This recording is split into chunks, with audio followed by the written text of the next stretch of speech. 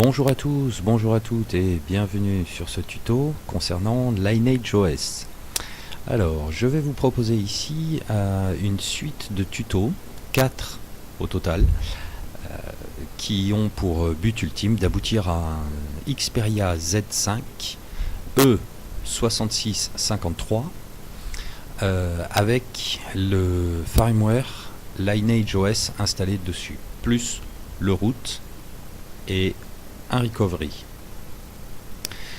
Ce tuto donc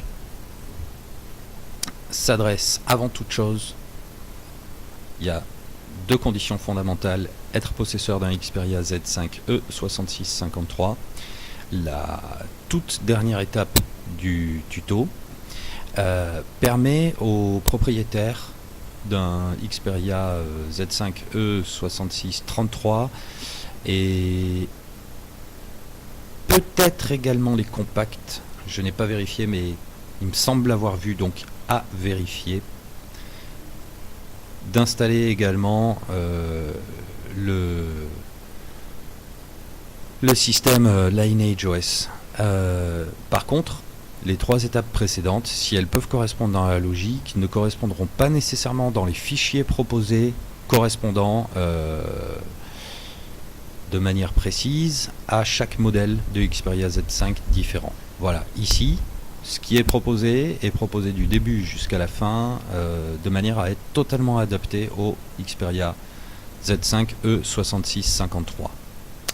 Le deuxième point à savoir, c'est que votre téléphone doit avoir un bootloader déverrouillable. Ça sera la première étape, mais c'est à clarifier immédiatement. Donc tous les propriétaires d'un Xperia, en fait tous les propriétaires d'un téléphone qu'ils ont acheté par le biais de leur opérateur téléphonique doivent oublier toute possibilité, tout désir, toute volonté, toute envie de manipuler, de faire des manipulations sur leur téléphone, et en particulier celle que je propose, parce que le bootloader ne sera pas déverrouillable. Jusqu'à aujourd'hui, c'est comme ça avec les téléphones proposés, enfin vendus par les opérateurs, ou proposés ou offerts par les opérateurs. Par contre, si vous l'avez acheté indépendamment, bon bah là il n'y a pas de problème, il est déverrouillable a priori. Voilà. À moins d'un cas vraiment particulier à part, un cas extrêmement rare que je ne connaîtrai pas, mais autrement tout ce qui est hors opérateur est en bootloader déverrouillable. Donc les 4 étapes sont celles-ci. Tout d'abord, on va s'occuper de déverrouiller le bootloader du téléphone. Deuxièmement, on va flasher une ROM. Troisièmement, on installera un recovery. Et quatrièmement, on installera Lineage OS.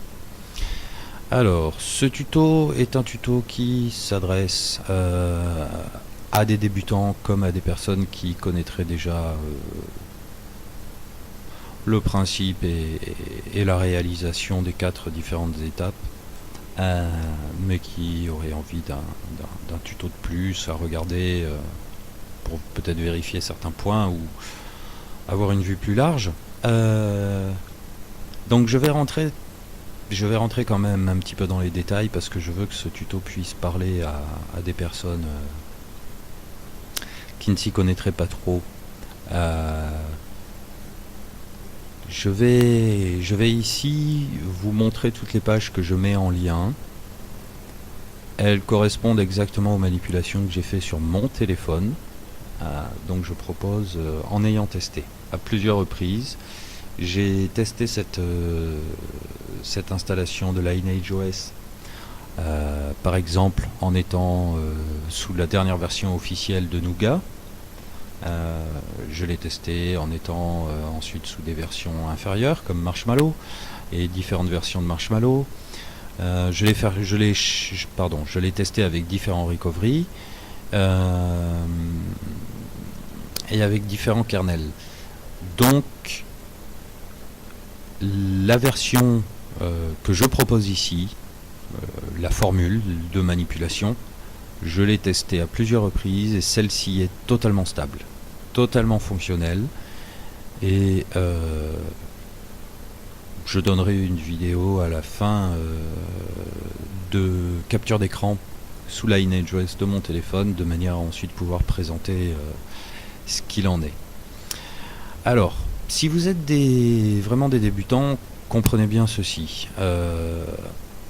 Android a cet avantage de pouvoir être travaillé dans un petit peu tous les sens. C'est un code source qui est manipulable.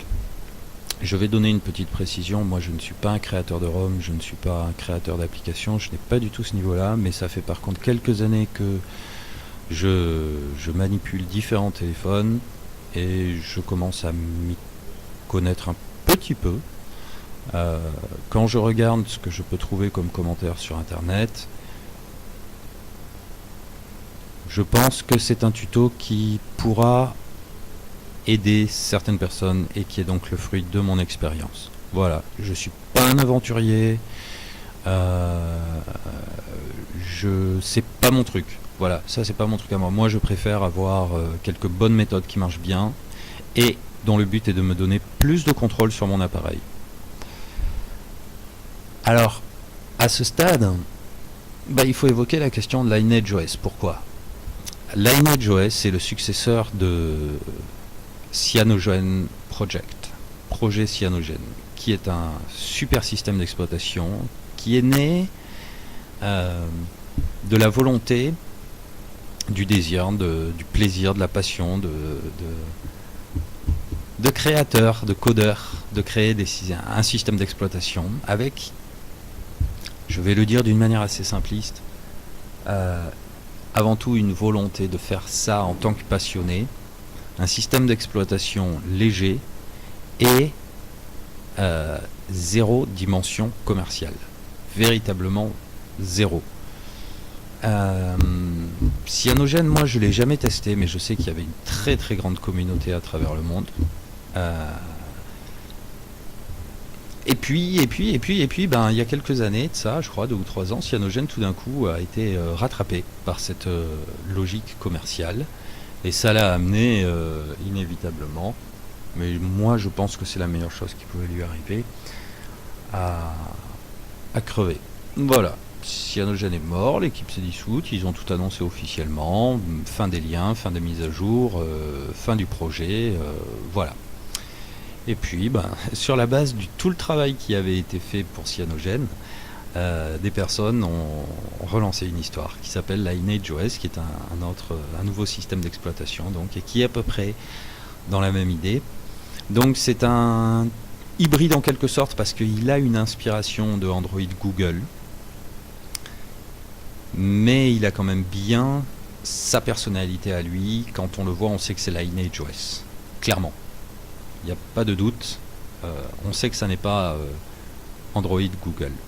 Et là je fais une parenthèse, quelque chose qui est important à savoir si l'on s'intéresse à ce sujet, c'est que le système d'exploitation Android est en réalité un système d'exploitation totalement libre, dont le code source est à disponibilité de tout le monde, que vous pouvez vous-même aller télécharger sur internet si vous avez envie de vous lancer dans de la programmation.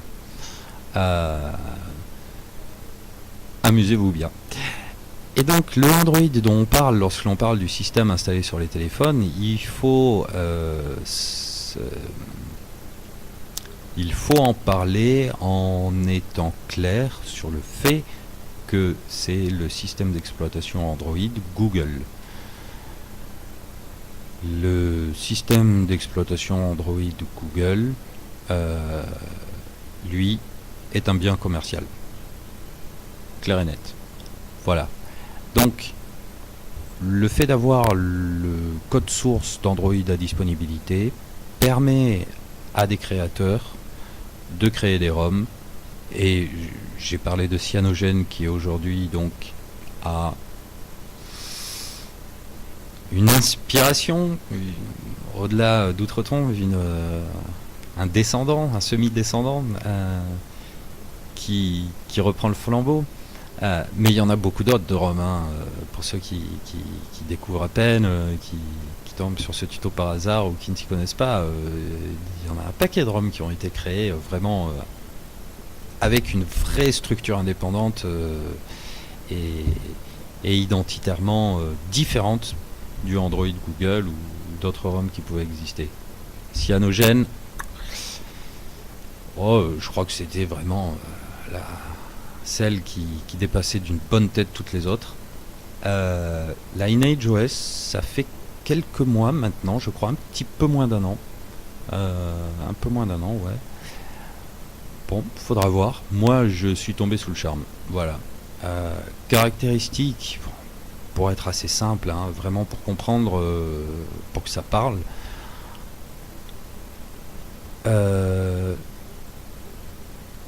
Une ROM vide de toute dimension commerciale, pas de surcouche, de quelque manière que ce soit. Et puis, donc une ROM plus légère, plus maniable. Après, on aime ou on n'aime pas le style, ça c'est différent. Moi, bizarrement, Cyanogen, je n'avais jamais vraiment accroché. Bon.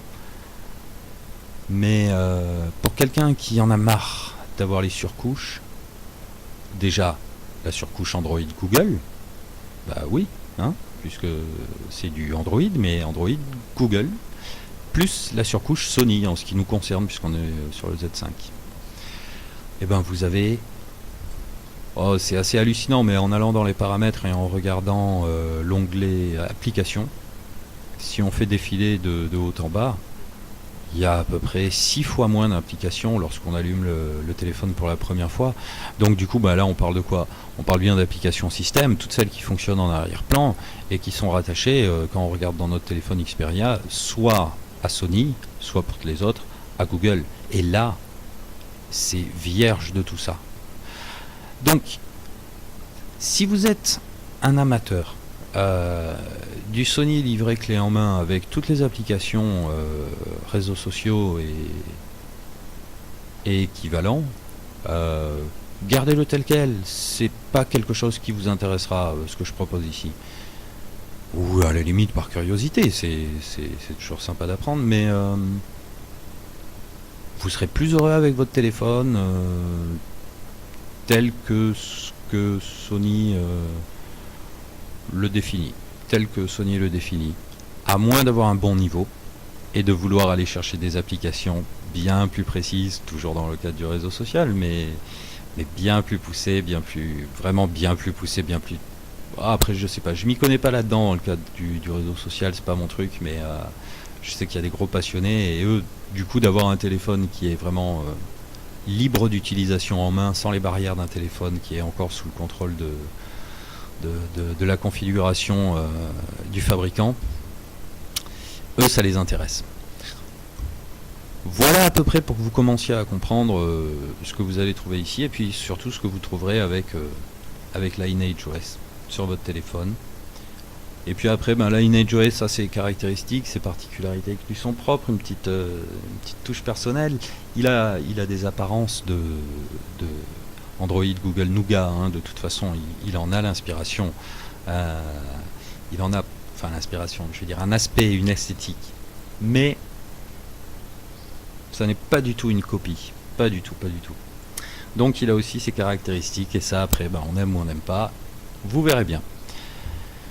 Bon, donc ici c'est un moment de présentation parce qu'avant de passer à l'acte, comme on va toucher à des choses importantes concernant le téléphone et je vais surtout vous parler de bootloader, c'est quelque chose qui n'est pas sans conséquences. On va toucher là au fonctionnement lourd, profond du téléphone et il faut savoir principalement 2 choses concernant le bootloader. J'ai déjà clarifié le point. Bootloader déverrouillable, bootloader non déverrouillable, c'est à vous de le vérifier sur votre téléphone. J'ai expliqué donc s'il est vendu par l'opérateur, non, je connais pas de téléphone vendu par opérateur qui soit en bootloader déverrouillable, ça n'existe pas à ma connaissance. Et puis si c'est le cas contraire, oui, a priori, oui, je ne connais pas de cas dans lequel un téléphone hors opérateur n'a pas de bootloader déverrouillable. Donc vous devez vérifier, vous trouverez exactement l'explication dans ces pages, ou sinon vous pouvez taper vérification bootloader Xperia, vous trouverez sur internet en 30 secondes. À partir du moment où vous savez, donc là maintenant on attaque, que votre bootloader est déverrouillable, vous devrez d'abord vous poser cette question-là, celle de la sauvegarde de la partition TA. Parce que,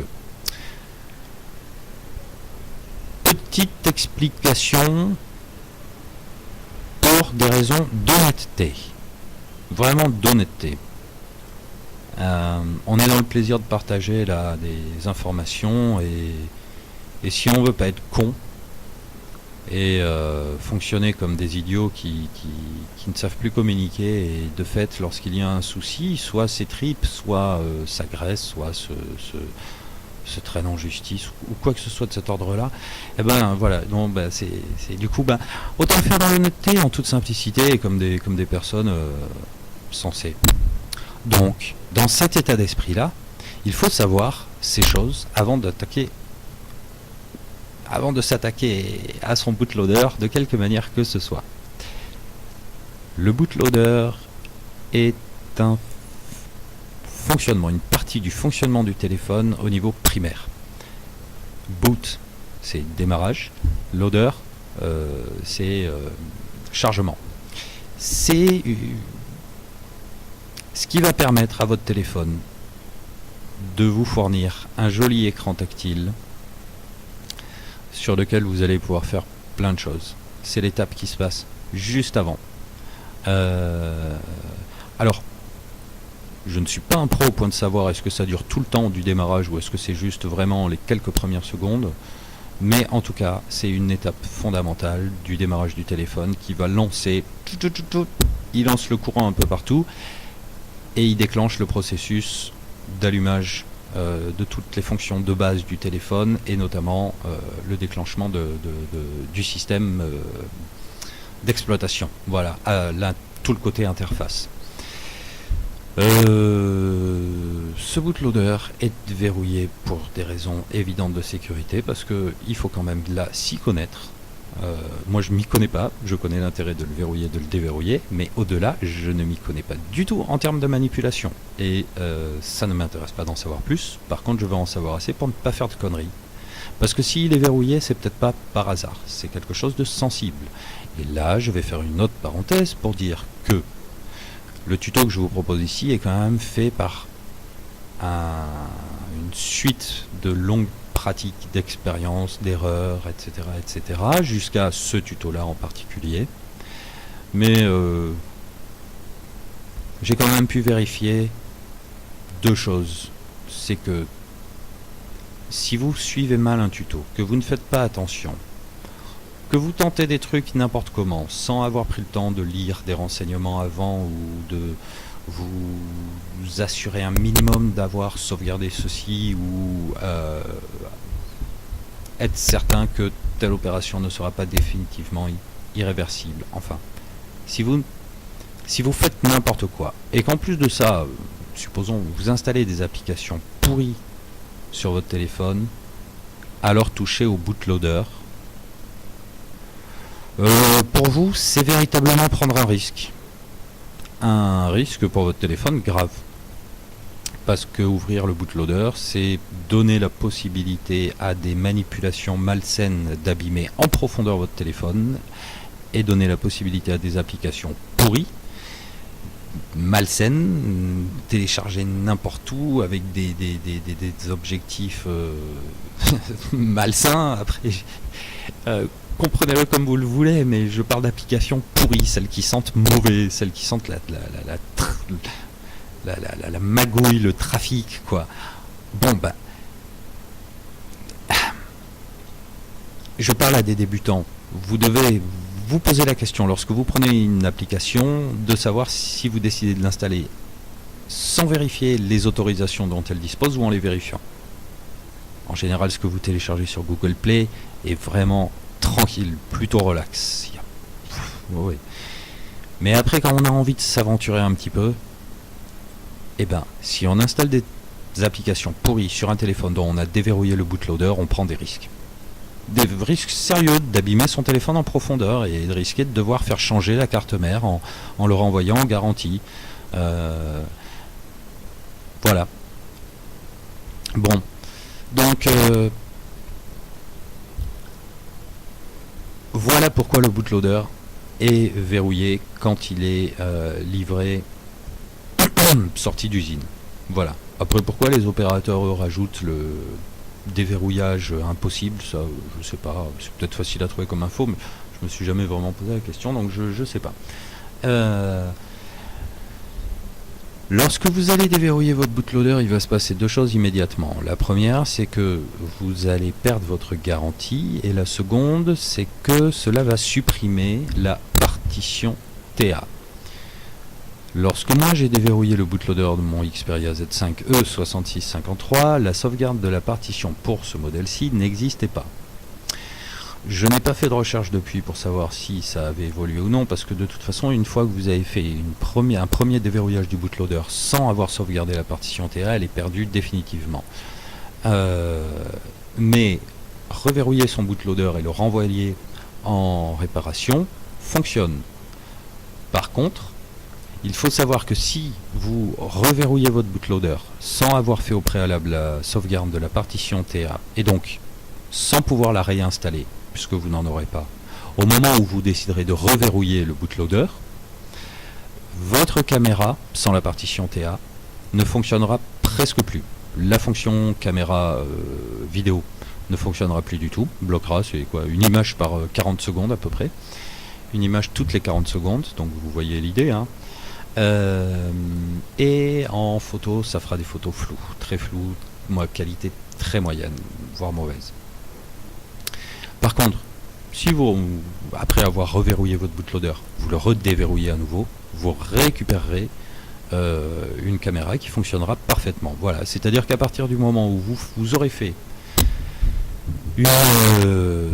un déverrouillage de votre bootloader, cela affecte la caméra, qui ne fonctionne plus lorsque vous la reverrouillez, lorsque vous reverrouillez le bootloader, sauf si vous réinstallez en même temps la partition TA. Or la partition TA, il est d'abord à vérifier par rapport au Xperia Z5 si maintenant il existe un moyen de la sauvegarder ou non. Voilà pourquoi je parlais d'honnêteté. Il est important que vous sachiez tout ça. Ce n'est pas grave. Moi je fonctionne avec un bootloader déverrouillé en permanence. Mais je fais pas de...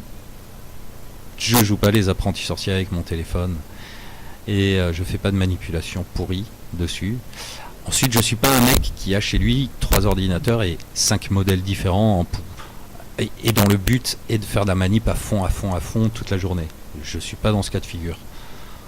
Sinon, et encore, c'est même pas dit que du coup je ferai n'importe quoi. Mais voilà, mon bootloader ne me pose pas de problème parce que je ne fais pas de bêtises avec mon téléphone d'une manière plus générale. Bon, voilà les deux choses importantes à savoir. 1. Ouverture du bootloader, perte de garantie. 2. Ouverture du bootloader affecte la caméra, qui devient mauvaise si on reverrouille le bootloader, sauf si on reverrouille avec l'installation de la restauration de la partition TA. 3 petits points. Vérifier si la sauvegarde de la partition TA existe aujourd'hui pour le Xperia Z5 ou non. Je ne sais pas. Voilà par contre tout le reste, ce que je sais. Je vous ai proposé des pages 1, 2, 3, 4, 5 donc au total qui sont en rapport avec le site Phone Android. Je l'ai fait parce que j'ai trouvé sur leur site, qui est un site français, de très bonnes pages, de très bons tutos, de très bons forums qui moi en tout cas m'ont beaucoup apporté, et ici là-dedans m'apportent les outils précis dont j'ai besoin pour faire ça. Également des liens vers des fichiers, vers des logiciels, et de qualité. Voilà. Et sans mauvais, avec du bon état d'esprit. Franchement, voilà. Plus le fait que l'inscription est une inscription tranquille. Vous n'êtes pas harcelé. Je crois qu'on vous demande 2 ou 3 infos, pas plus. Et si vous choisissez de ne recevoir aucune information, aucune pub, vous n'en recevez aucune. Et je vous le conseille vivement, mais des tutos concernant ce que je vais vous présenter ici, vous en trouverez un paquet d'autres sur internet, et moi je dis que c'est toujours très bien d'aller se renseigner un maximum, même si vous revenez à finalement ceux-là et qu'ils sont ceux qui vous conviennent le plus. N'hésitez pas à aller en regarder d'autres, ça vous servira toujours. Déverrouiller son bootloader, ça veut dire obtenir entre autres un code. Un code pour déverrouillage de bootloader, il n'y en a qu'un par téléphone et vous passerez de fait obligatoirement par cette page, quel que soit le tuto pour déverrouiller que vous suivrez. Cela dit, choisissez bien votre tuto, cette page n'est que en anglais, c'est une page Sony évidemment, elle n'est que en anglais, et donc essayez de trouver un tuto, si jamais vous ne parlez pas anglais, qui vous donne les bons points de repère pour bien savoir comment suivre, quoi suivre, et à quel moment utiliser cette partie-là. Voilà. Une fois que vous aurez récupéré le code pour votre bootloader, je n'ai qu'une chose à vous dire, sauvegardez-le. Pensez bien à le sauvegarder. Et pour cette étape, pour utiliser ce code, il nous faudra un outil qui s'appelle FlashTool. Moi je tourne avec la version 9.23.1. Maintenant ils sont à la point 2. Si d'aventure ça venait à ne pas fonctionner avec la point 2, prenez la point 1. Je suis sous Windows 7 en 64 bits. FlashTool, j'ai remarqué d'une manière générale depuis plusieurs années que je bitouille mes téléphones qu'il y a des versions qui fonctionnent vraiment avec les produits qui sont sortis au même moment qu'eux. Il y a des versions de FlashTool qui vont très bien fonctionner pour l'installation de certaines firmware ou même pour déverrouiller le bootloader. C'est un logiciel qui est vraiment en rapport avec son temps. Parfois, bizarrement, il vaut mieux prendre une version plus ancienne. Sur le Z1 que j'ai eu, il fallait que je prenne des vieux FlashTool pour que certaines choses fonctionnent. Et puis là, par contre, pour le Z5, non, les dernières versions fonctionnent parfaitement. Donc, avec la point 1, ça fonctionne. Je le confirme pour moi. Avec la point 2, je pense que ça devrait fonctionner. Mais vous avez le lien. FlashTool va vous servir pour les deux premières étapes, le bootloader et le flash. Donc ensuite, voici un lien sur le site toujours for Android pour le flash. On arrive sur la mi-page, mais si ça vous intéresse, regardez également ce qu'il y a au-dessus. C'est un autre tuto qui donne une autre explication en plus et qui est très bien fait aussi. Voilà. Même s'il date, ça n'a pas d'importance, il est bien fait. Et autrement, vous pouvez vous en tenir simplement à celui-ci. Voilà.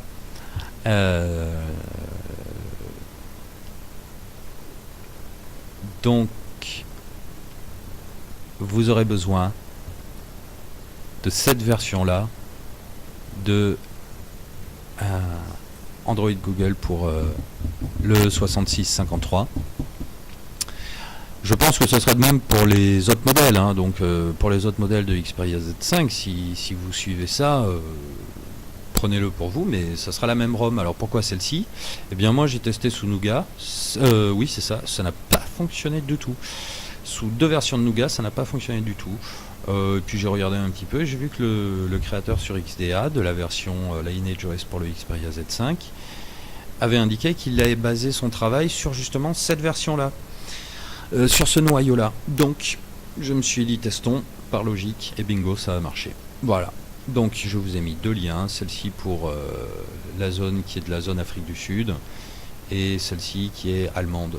Les deux, à la différence que celle-ci est customisée allemande et l'autre sud-africaine, sont rigoureusement identiques. Elles font à 1 gramme près, je crois, le même poids. Elles se présentent pareil dans FlashTool, dans les différentes options proposées. Et bon, elles sont customisées, mais elles sont 100% officielles, ce ne sont pas des ROM de créateurs, hein.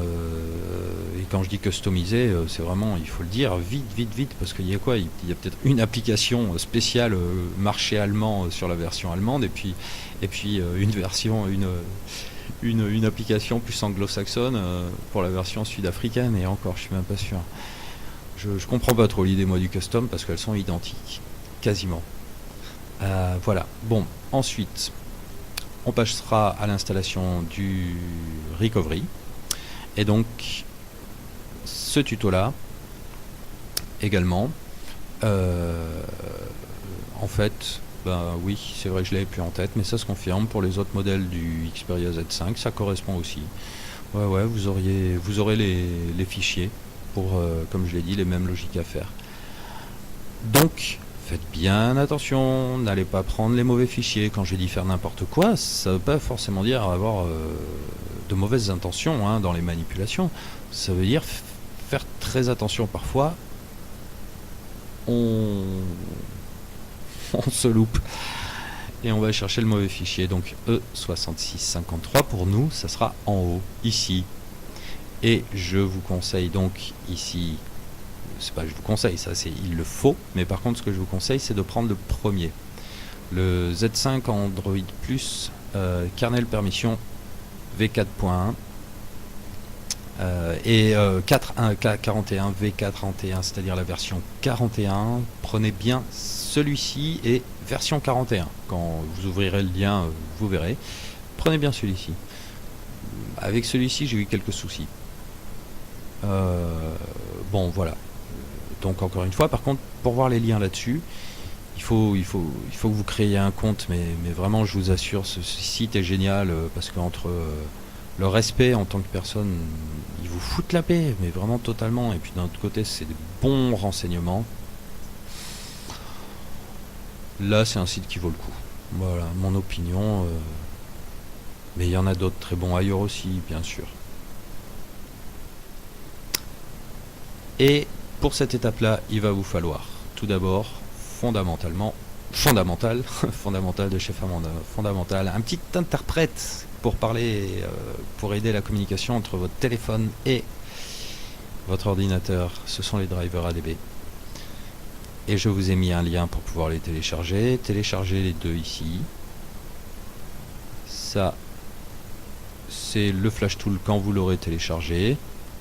Ça donnera ça, un petit logiciel que vous installez. Et il est vraiment léger.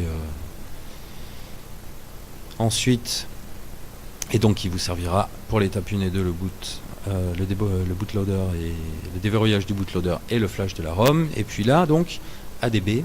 Pour commencer pour cette étape-là, ce qu'il vous faut installer, c'est les drivers ADB. C'est extrêmement léger. Je les ai déjà installés, mais pour vous montrer à quel point c'est léger, ce que ça vous prendra comme temps. Et voilà, c'est installé. Et ensuite, l'autre, qui est le second dans la liste, en descendant, qui vous permettra d'aller chercher les drivers en rapport avec votre téléphone. Donc là, pour l'exemple, moi je l'ai déjà fait, donc tout est bon, et ça l'indiquera. Mais pour vous donner un aperçu, voilà, ça y est, je viens de connecter mon téléphone à mon ordinateur, il l'a repéré, il a bien les pilotes, tout va bien, et effectivement, eh bien, il reconnaît mon modèle de téléphone. Voilà. Voilà ce que vous trouverez, voilà ce que vous aurez. Numéro 2, il vous faudra installer ceci en Android SDK. Vous verrez dans le tuto à quoi ça nous amènera. Je vous détaillerai un petit peu l'installation, je vous expliquerai un petit peu ça, mais il vous le faut, c'est un logiciel qu'il vous faudra installer sur votre ordinateur également. Ensuite, il vous faudra, donc là je vous ai mis le lien pour SDK, ça apparaîtra automatiquement, il lance le lien de téléchargement automatiquement, donc vous n'aurez vraiment là plus qu'à cliquer sur télécharger. Et ensuite il vous faudra télécharger ce qui va servir pour votre téléphone directement. Le recovery TWRP, celui-ci, et Super User qui vous servira pour votre interface de gestion du root. Dans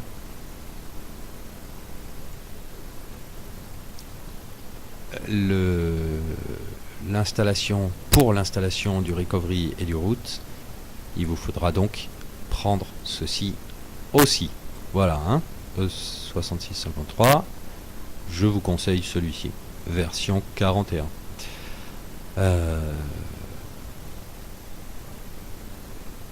et le TWRP et le fichier, donc le fichier TWRP et le fichier SuperUser, ça vous apparaîtra comme ceci pour SuperUser et comme ceci sous TWRP. Parfois l'icône c'est un disque comme un CD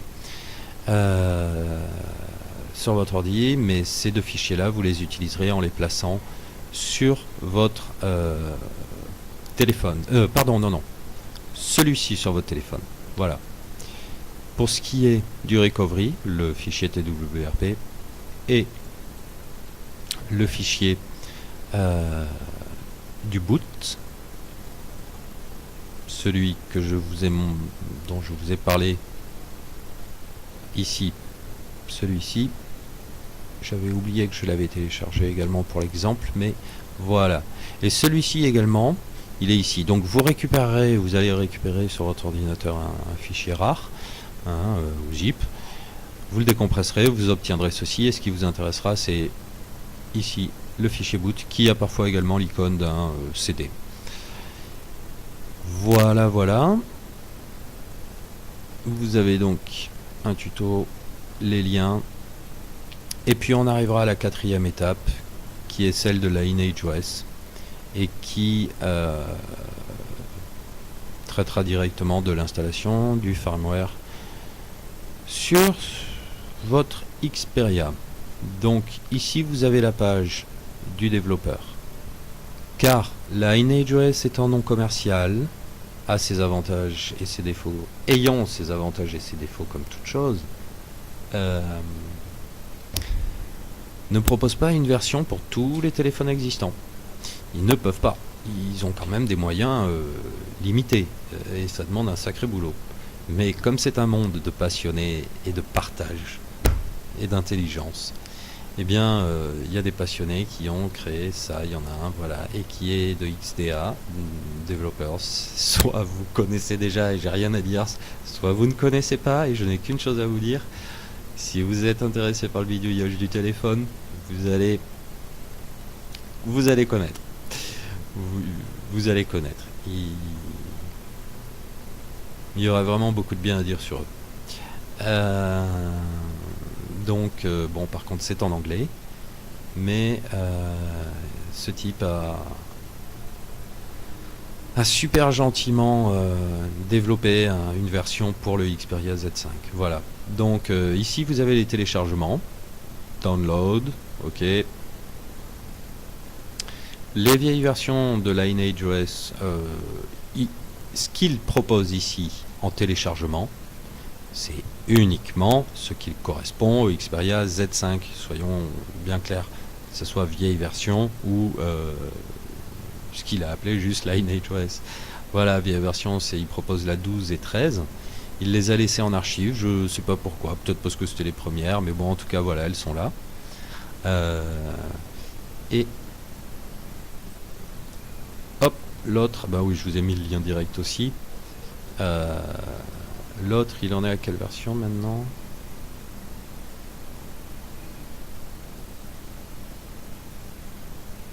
Oh, ouais, d'accord. Il arrête pas de faire des mises à jour, ce type, c'est impressionnant.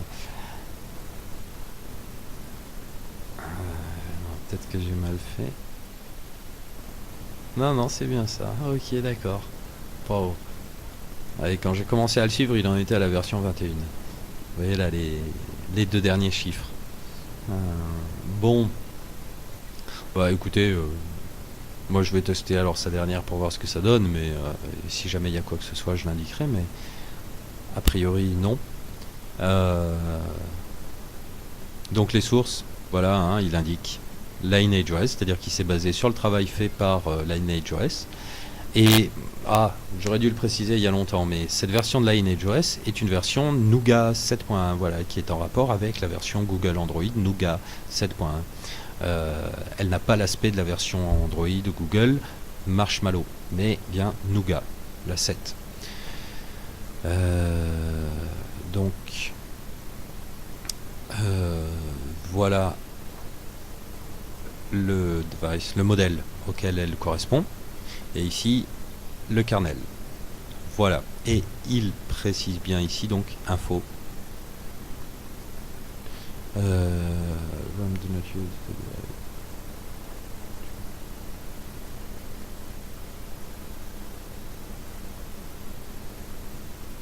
Ouais, d'accord.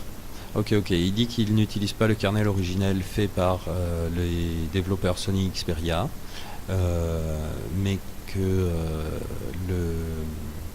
Alors, device tree, je sais pas ce que ça veut dire clairement en langage de développeur, mais je pense que ça doit être la structure peut-être de la ROM, device tree, parce que tree c'est l'arbre, ça veut dire arbre en anglais, l'arborescence peut-être. From scratch, ça je sais pas ce que c'est non plus, mais en tout cas voilà. Et le kernel, le stock kernel, c'est-à-dire kernel originel, 32.2.a.5.11 a été utilisé. Voilà. Donc ben qu'est-ce que je peux vous dire? Voilà, je vous ai mis un lien en rapport avec le téléchargement de sa version de Lineage OS. Vous avez donc au tout début sa page à lui. Et puis ensuite, ah oui, alors... et non, toujours pas fini. Encore un tout petit peu de palabre. Mais c'est important à savoir et à comprendre ça. Par contre, je vous prie de m'excuser, il faut que je me réhydrate un petit peu. On va pas couper, ça sera une vidéo un petit peu plus vivante, un peu moins stylée, mais moins déshumanisée aussi.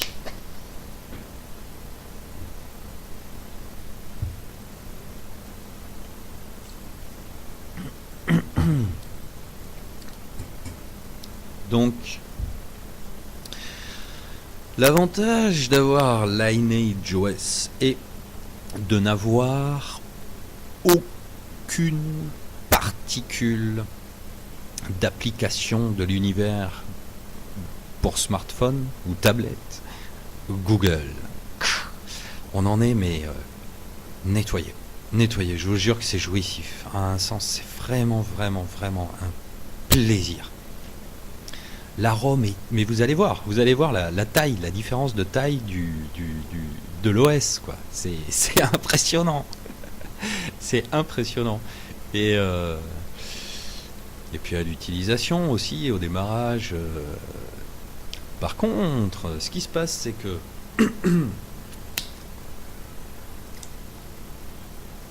lorsque vous avez des applications comme un jeu auquel je pense, qui ne passe que par cette application dont on reparlera. Je proposerai un petit quelque chose là-dessus, qui s'appelle Google Play Service, une application qui ne sert à rien si ce n'est à exiger d'avoir, je pense qu'elle doit exiger d'avoir probablement toutes les autorisations qui peuvent exister sur un appareil électronique intelligent. Voilà, en l'occurrence un téléphone comme celui-ci, mais qui par contre a un pouvoir énorme, puisqu'elle peut aller jusqu'à empêcher l'exécution d'applications si vous lui refusez un certain nombre d'autorisations. Alors déjà, comme pratiquement pour toutes les applications, sous le système d'exploitation Google Android classique, on a réellement un contrôle au niveau des autorisations des applications que sur entre 8 et 12 autorisations, je crois. Mais il faut savoir qu'en réalité, il y en a plusieurs dizaines de types d'autorisations différentes. Et quand je dis plusieurs dizaines, c'est pas je sais pas, mais il y en a peut-être 50 ou 60 types différents d'autorisations, ou peut-être même plus.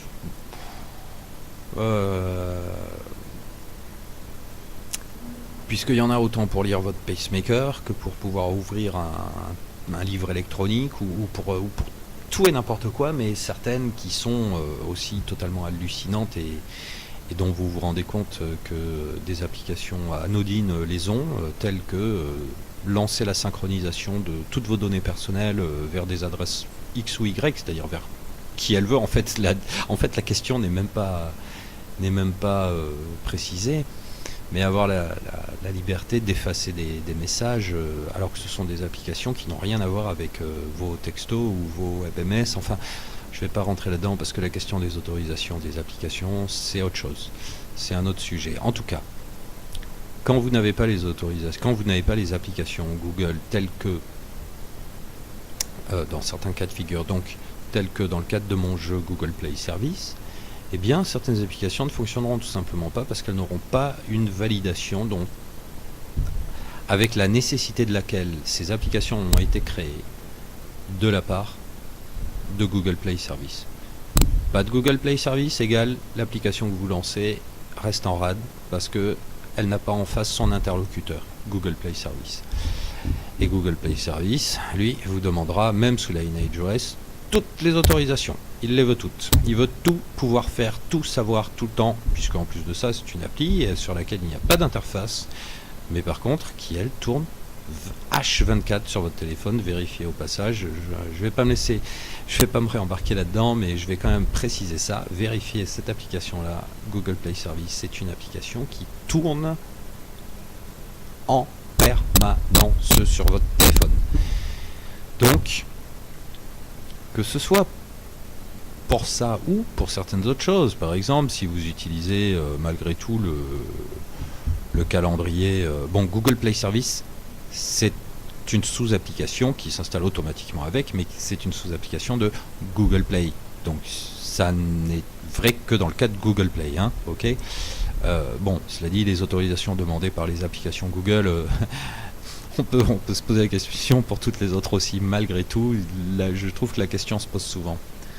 Et je suis pas le seul à évoquer ce sujet-là. Mais c'est un autre sujet. Donc, malgré tout, même pour d'autres utilisateurs, enfin des utilisateurs d'autres applications Google, ça peut être un problème de ne pas avoir l'application système permettant de faire fonctionner par exemple l'agenda Google. Moi je sais que j'utilise. Bon, et ben ils ont pensé à ça et ils se sont dit, je suppose, puisqu'il y a un Android code source libre et que sur la base de ce matériel des passionnés se sont amusés à créer des ROM alternatives et que certaines sont justement dépourvues de, en fait, oui, sont dépourvues de tout composant Google Android. Il se peut malgré tout que certains de leurs utilisateurs ayant besoin de certaines applications système Google soient bloqués. Donc il faut leur proposer ces composants-là en téléchargement indépendamment de tout le système d'exploitation. Voilà. Et c'est ce qui s'appelle donc les GApps, Open GApps, Google Application Apps. Ok. Donc, il y a différentes versions. Alors, on va commencer par la colonne de gauche. Ça, c'est une information qui est relative à votre téléphone. Il faudra que vous ayez la chercher en téléchargeant cette application sur votre téléphone et vous rentrerez, enfin, je montrerai ça dans le tuto. Voilà, je ne vais pas développer, mais vous avez le lien pour télécharger l'application qui vous donnera l'information sur votre ARM. Ensuite, vous choisirez la version. Nous, ce sera 7.1. Et puis ensuite, ici, vous choisirez la version des GApps que vous voulez. C'est-à-dire qu'en gros, Google nous a fait plusieurs paquets cadeaux, si j'ai bien compris l'idée.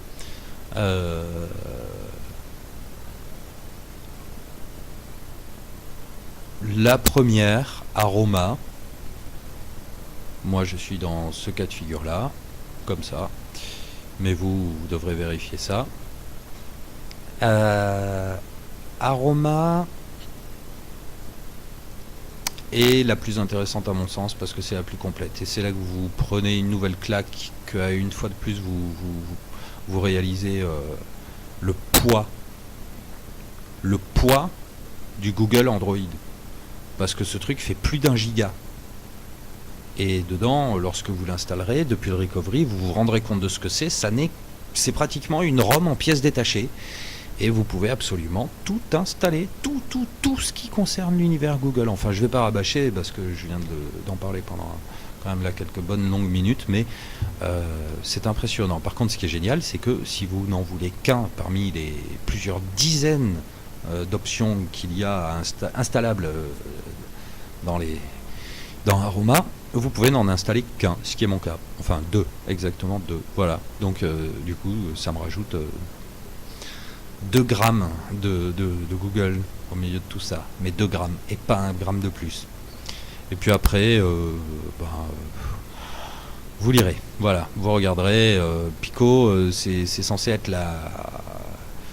juste pour évoquer celle-ci, c'est censé être la minimale, voilà, c'est celle qui prend les trucs que apparemment ils estiment être les fonctions de base nécessaires. Voilà, donc il fait à peine 100 kilos, un truc comme ça. Mais en prenant la Aroma, vous en installerez probablement même encore moins, mais même très très nettement moins qu'en installant Pico.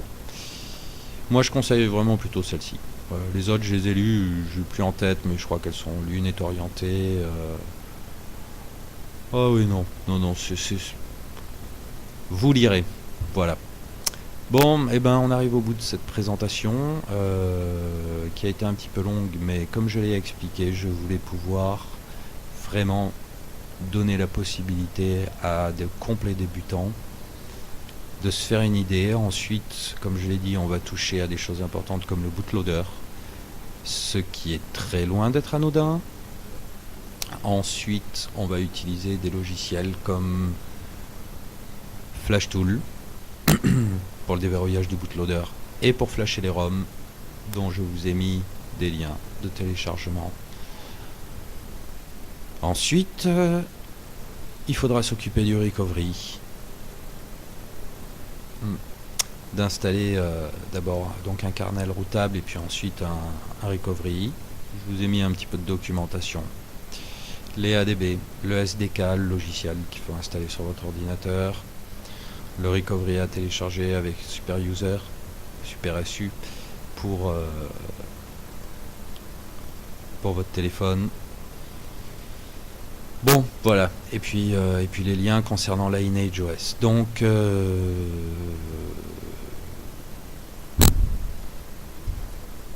je terminerai en vous disant simplement que si, en allant sur ces pages, en vous préparant à faire toutes ces opérations, vous avez des doutes, des questions, des incertitudes, ne passez pas à la pratique. Allez regarder des vidéos, allez regarder des tutos, allez lire des tutos, allez sur des forums, posez la question, même s'il faut en faire 3 ou 4. Posez la question. Moi je ne garantis pas du tout de suivre les commentaires qui seront sous la vidéo. Si d'aventure il y a des commentaires, c'est pas trop mon truc. Mais le but c'est d'arriver à avoir à la fin un téléphone sympa avec un système d'exploitation sympa et le tout qui fonctionne bien.